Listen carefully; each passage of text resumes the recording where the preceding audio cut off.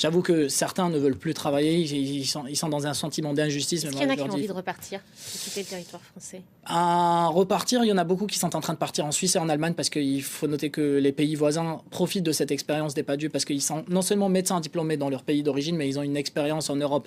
Donc ils sont tout frais, ils sont tout bons, ils peuvent servir tout de suite. Et en Allemagne, on leur demande juste une équivalence en langue. Il n'y a pas d'examen, il n'y a pas de concours en Allemagne ni en Suisse. Tous les pays voisins sont en train d'accueillir les PADU aujourd'hui. Sauf Des médecins en France payés au SMIC, bloqués dans des emplois précaires, sans reconnaissance de leur statut. Résultat, ils quittent le pays en masse pour aller en Suisse ou en Allemagne. Pendant que certains politiques dénoncent un manque de médecins, la réalité elle est bien plus cruelle. On les pousse à partir. Pourquoi fuyant-ils? Où vont-ils? Quelles sont les conséquences pour nous tous? Regarde cette vidéo pour découvrir la vérité cachée derrière ce scandale. Partage massivement pour faire bouger les choses. Sans les médecins étrangers, cet hôpital de Seine-et-Marne ne pourrait pas fonctionner. Bonjour madame. En réanimation, Comment ça va aujourd'hui? Aminata Ouldamer assure la visite des patients. Niveau douleur, comment ça se passe? Dites-moi. Tout va bien. 2 ans que cette médecin algérienne exerce ici. C'est parfait. J'assure en moyenne 8 gardes par mois, ce qui me fait un temps de travail beaucoup plus important que ce qui est obligatoire. Beaucoup plus que les 48 heures qui sont obligatoires par semaine. On se revoit tout à l'heure? Diplômée en Algérie, après 11 années d'études, employée comme stagiaire associée en France, la jeune femme enchaîne les CDD de 6 mois renouvelables pendant 2 ans pour un salaire sans commune mesure avec ses responsabilités. On est payé à peu près dans les 1900 bruts mensuels et ça représente un petit peu, à peu près le tiers du salaire d'un médecin français. On fait tout pour se mettre à niveau, mais on n'est pas égaux avec nos collègues. On a Ces médecins diplômés en dehors de l'Union européenne, le chef de service travaille avec depuis des années. On a globalement 20% de médecins étrangers de l'ensemble de nos médecins du pôle. Très représentés ici, mais aussi aux urgences, en psychiatrie, partout où les gardes sont nombreuses. Des professionnels reconnus et indispensables. Moi, j'ai la pression des chirurgiens qui me disent « Eric, moi j'ai des cancers à opérer, comment on fait quoi, hein ?» Vous n'allez pas répondre. Ah ben là, j'ai pas de réponse. Hein. Si on se sépare de ces 20% de médecins étrangers... Le problème, c'est que les règles n'arrêtent pas de changer. Dorénavant, les praticiens à diplôme hors Union européenne doivent passer un concours, des épreuves de vérification des connaissances pour pouvoir rester en France. Mais sur les 4000 postes promis en 2024, il n'y en a eu que 3200. Bonjour, je suis docteur Hamdi, je suis médecin anesthésiste. Nabil Hamdi se sent perdu. Pas de place au concours malgré des notes au-dessus de la moyenne et une centaine de postes laissés vacants. Il ne sait pas de quoi l'avenir sera fait. Très bien. C'est très précaire, même administrativement parlant, on est tout le temps sous une menace d'attendre une OQTF, de renouveler des titres de séjour. C'est très contraignant, c'est très stressant à vivre. De son côté, le ministère de la Santé souligne que 1300 postes supplémentaires ont été ouverts cette année. Pas de quoi calmer la colère de ces médecins. Abdelhalim Ben Saïdi, j'imagine que vous vous reconnaissez pleinement dans le reportage que l'on vient de voir et de ces portraits de médecins. Oui, c'était les premières manifestations que nous avons effectuées au niveau du ministère de la Santé. Aujourd'hui, j'ai l'impression qu'on n'avance pas trop. Après le discours du président de la République en janvier 2024, aujourd'hui on est en mars 2025 et j'ai l'impression qu'on est au même point de départ. Du coup, on va y revenir justement sur ce qui a été dit il y a 1 an et où nous en sommes aujourd'hui. Il y a eu donc cette manifestation devant le ministère de la Santé. Ça, c'était quand M. Valtou était ministre de la Santé. C'est ça, on vous a aussi aperçu sur ces images. On sait aussi que vous êtes près de 300 à avoir entamé une grève de la faim. Décision radicale des médecins qui se mettent en danger pour pouvoir se faire entendre. Comment vont, dans un premier temps, vos collègues qui sont toujours en grève de la faim? Écoutez, il y en a une centaine déjà qui ont arrêté suite à différents malaises et puis des raisons personnelles et professionnelles pour certains. Moi, j'étais le premier à avoir arrêté, le premier déjà à avoir initié cette grève de la faim et le premier à avoir mis terme à ça parce que j'avais fait un malaise devant le ministère de la Santé samedi lors d'une manifestation. Et puis j'ai des engagements dans le service, il y a un manque de personnel Parce que vous énorme. continuez de travailler. J'ai continué à travailler en même temps et du coup, il y a des collègues qui sont absents pour des raisons professionnels, mais d'autres qui sont plutôt pour des vacances, mais d'autres qui sont en arrêt maladie. Du coup, j'ai dû porter le fardeau tout seul. Et du coup, c'est ce qui m'a poussé un petit peu à prendre cette décision et à dire à mes collègues que j'arrêtais la grève de la faim, mais que j'allais me battre autrement aujourd'hui pour pouvoir faire régner la justice, parce que c'est le sentiment qu'on a. Moi, quand j'ai pensé à la grève de la faim, c'était suite à une injustice. On a toqué à toutes les portes et on n'avait pas de réponse.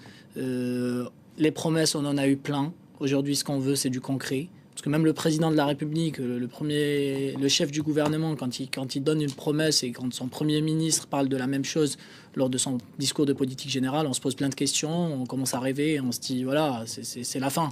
Faites référence à ce qu'a dit le président de la République et son Premier ministre, c'était il y a un an, lorsque c'était Gabriel Attal, avait promis, s'était engagé à régulariser la situation des médecins que l'on appelle PADU. Vous êtes médecin. On est des praticiens, on est des médecins diplômés dans nos pays d'origine. Donc hors de l'Union européenne. Exactement. Et on exerce en France depuis de nombreuses années. Moi, personnellement, ça fait plus de 5 ans que j'exerce dans un hôpital public. On soigne la même population, on fait exactement le même boulot.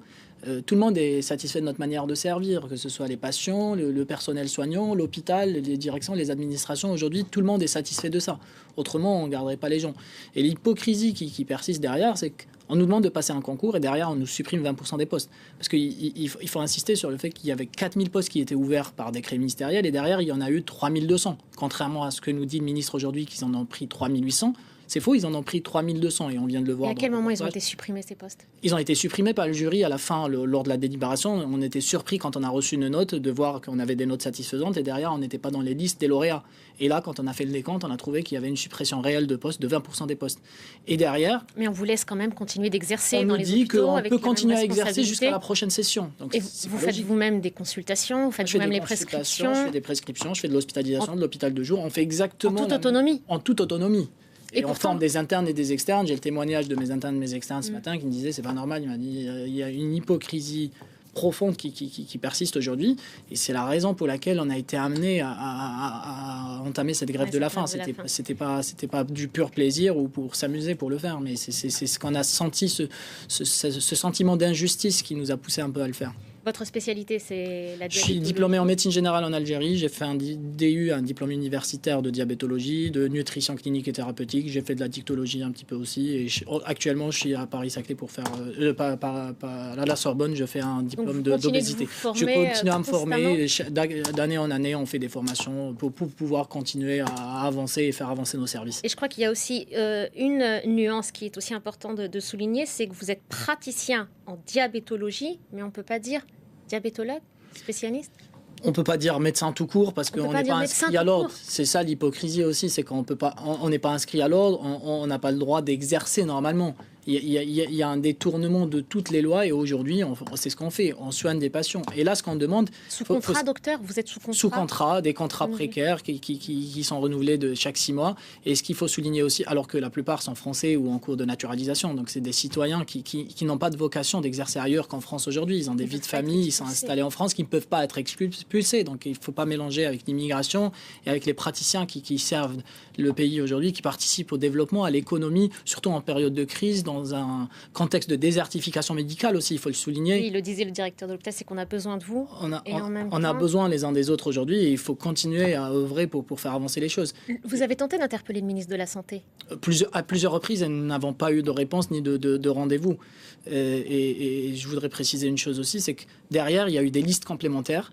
Certains jurys de certaines spécialités ont mis des listes complémentaires, mais il faut que les gens sachent que les listes complémentaires servent à combler les postes laissés vacants par les lauréats des listes principales. Donc, les listes principales, quand ils font les choix de postes, si jamais il reste des postes, on va utiliser les listes complémentaires pour les compléter. Et aujourd'hui, quand on a dénoncé la suppression des 700 postes, le gouvernement est en train d'essayer d'accélérer les choses pour prendre les listes complémentaires et dire finalement, on n'est pas loin des 4000 parce qu'on est à 3900. Mais c'est faux. Aujourd'hui, nous, ce qu'on dénonce, c'est la suppression des postes des listes principales. Les listes complémentaires, si on les prend entièrement, c'est un détournement de pouvoir qu'on est en train de faire. Et c'est très grave de faire ça en 5e République, en France, en 2025, d'utiliser une liste qui n'est pas utilisée finalement pour ça. Parce qu'on doit l'utiliser pour combler les vides laissés par les candidats qui ne prennent pas des postes. Et au final, on fait un détournement de pouvoir et on se dit, on a supprimé des postes, on va les chercher ailleurs. Sur ces listes complémentaires. Et voilà, je déshabille pas Paul pour habiller Mariette. Il faut juste équilibrer un petit peu et puis prendre en considération surtout l'exercice, parce qu'il y a des gens qui servent le pays depuis des années. On a été applaudis pendant des jours et des jours pendant le Covid. On était en première ligne. Il faut rappeler que le premier médecin qui est décédé pendant le Covid, il était praticiens à diplôme hors Union européenne. Et ce qu'on demande aujourd'hui, c'est le même traitement de faveur et puis une reconnaissance du travail rendu à la nation.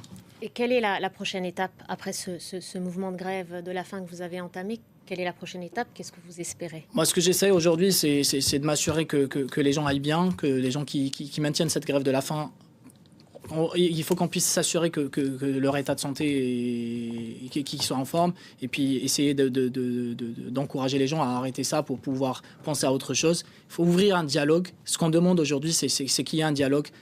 C'est la raison pour laquelle on a écrit à Mme Catherine Vautrin et à M. Neuder pour espérer les voir, parce que c'est une première étape. Il faut qu'il y ait des discussions, il faut qu'il y ait des concertations. Vous leur avez écrit quand? On leur a écrit un mois avant d'entamer la grève de la faim, et on a commencé à écrire et écrire pour alerter qu'on allait faire la grève de la faim, et on n'a pas eu de réponse, et c'est la raison pour laquelle c'était un sentiment d'injustice. On était un peu serré par les temps parce qu'il y avait l'affichage des résultats, l'affectation des lauréats et tout. Donc on a commencé à monter au créneau et à envoyer plus de courriers, et on a vu qu'on n'avait pas de réponse derrière, et c'est pour ça qu'on a été amené à faire une grève de la faim. Et pour autant une grève dans le cadre de votre travail, mettre les soins à l'arrêt, vous y avez... On a prêté serment pour soigner les gens et non pas pour nuire, et aujourd'hui on ne veut pas laisser l'hôpital public tout seul.